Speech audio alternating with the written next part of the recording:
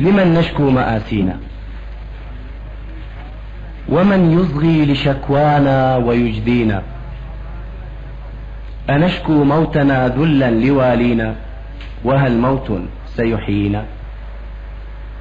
قطيع نحن والجزار راعينا، ومنفيون نمشي في أراضينا، ونحمل نعشنا قسرا بأيدينا، ونعرب عن تعازينا لنا فينا. فوالينا أدام الله والينا، رآنا أمة وسطا، فما أبقى لنا دنيا ولا أبقى لنا دينا. ولاة الأمر ما خنتم ولا هنتم ولا أديتم اللينا، جزاكم ربنا خيرا، كفيتم أرضنا بلوى أعادينا، وحققتم أمانينا. وهذه القدس تشكركم، ففي تهديدكم حينا وفي تنديدكم حينا سحقتم أنف أمريكا فلم تنقل سفارتها، ولو نقلت معاذ الله لو نقلت لضيعنا فلسطين.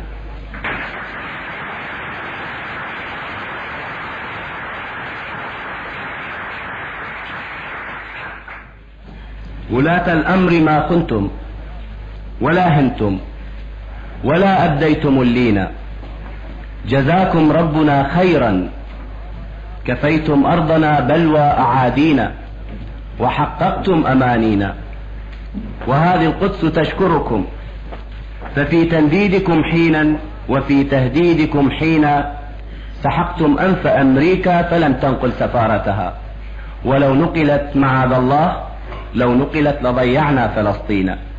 ولاة الأمر هذا النصر يكفيكم ويكفينا. تهانينا.